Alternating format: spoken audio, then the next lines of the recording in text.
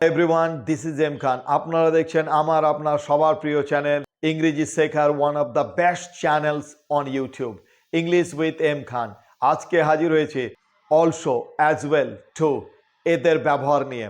ইংরেজি বাক্যে এই তিনটি শব্দকে ব্যবহার করতে গিয়ে অনেক সময় কনফিউজড হয়ে যায়। আজকে স্যার কনফিউশনের অবসান, দি এন্ড। মনে থাকবে? চলুন প্রথমে জেনে নিই অ্যাজ ওয়েল, টু এবং অলসো এদের অর্থ কী। মনে রাখবেন অ্যাজ ওয়েল, অলসো এবং টু, TOO এদের অর্থ একই, তবে এরা বাক্যে বা ক্লজে এরা একই জায়গায় ব্যবহৃত হয় না, আলাদা আলাদা জায়গায় ব্যবহৃত হয়। মনে রাখবেন অলসো ব্যবহৃত হয় সাধারণত মেন ভার্বের আগে বা বি ভার্বের পরে, আর অ্যাজ ওয়েল এবং টু এটা ব্যবহৃত হয় সাধারণত বাক্য বা ক্লজের শেষে। যেমন একটা উদাহরণ দিয়ে ক্লিয়ার করি, একটাই সেন্টেন্স দেব এবং এই তিনটে শব্দের ব্যবহার আলাদা আলাদা করে দেখাবো, যাতে এটা বেশি করে পরিষ্কার হয়ে যায় আপনার সামনে যে টু, অ্যাজ ওয়েল এবং অলসো কোথায় ব্যবহৃত হলো।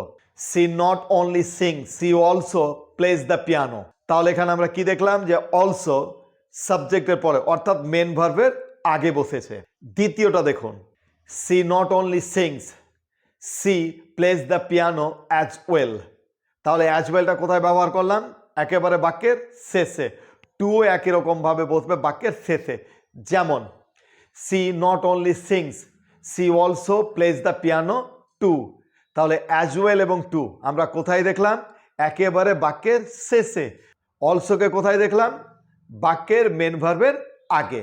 তো এখানে আরেকটা জিনিস লক্ষ্য করা রয়েছে যে অ্যাজ ওয়েল বা টু বাক্যের শুরুতে বসবে না, তবে অলসো কিন্তু বাক্যের শুরুতে বসতে পারে ওই বাক্যটাতে জোর দেওয়ার জন্য বা বাক্যটার গুরুত্ব বোঝানোর জন্য অলসোকে বাক্যের শুরুতে ব্যবহার করা হয়। যেমন it's a nice house but it's very small, also it needs a lot of repairs. তাহলে এই বাক্যটা না আমরা কি দেখলাম যে অলসো বাক্যের শুরুতে বসেছে। কিসের জন্য? এই পুরো যে দুটো বাক্য আমরা দেখলাম এই বাক্যে দ্বিতীয় বাক্যটার উপরে জোর দেওয়ার জন্য, এর উপরে গুরুত্ব দেওয়ার জন্য। এবার আসি খুবই গুরুত্বপূর্ণ একটা নিয়ম নিয়ে।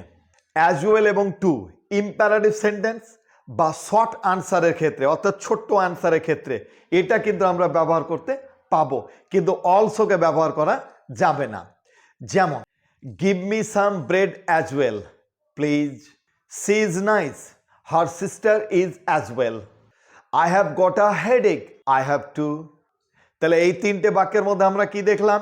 শর্ট অ্যান্সার দেওয়ার জন্য আমরা কি ব্যবহার করলাম? অ্যাজ ওয়েল এবং টু। তবে অলসো কিন্তু ব্যবহার করেন, কারণ অলসো ব্যবহার হয় না সাধারণত। তবে এই ক্ষেত্রে মনে রাখবেন যে অ্যাজ ওয়েল বা টু ব্যবহার না করে আমরা মি টুও ব্যবহার করতে পারি, এটা মনে রাখবেন। যেমন I am going home, me two, এটাও আপনি ব্যবহার করতে পারেন। টু এর আরেকটি খুব গুরুত্বপূর্ণ ব্যবহার রয়েছে যেটা জানা অত্যন্ত জরুরি। ফর্মাল স্টাইল এবং লিটারেরি স্টাইলে টু সরাসরি সাবজেক্টের পরে চলে আসে। যেমন I to have experienced despair, এখানে টুকে কোথায় ব্যবহার করলাম? সরাসরি সাবজেক্টের পরে। তাহলে আমরা আজকে অ্যাজ ওয়েল, টু এবং অলসো এর ব্যবহার কিন্তু ডিটেলসে জেনে নিলাম। এই ভিডিওটি যদি আপনি পুরোপুরি দেখে থাকেন তাহলে দেখবেন যে অলসো, অ্যাজ ওয়েল এবং টু একে নিয়ে আর কোনো কনফিউশন সৃষ্টি হবে না। আপনি এবার ইংরেজি বলুন বা লিখুন বা কম্পিটিটিভ এক্সামে যান না কেন, এবার আপনি ক্লিয়ারলি কিন্তু এর ব্যবহারটা করতে পারবেন। মনে থাকবে?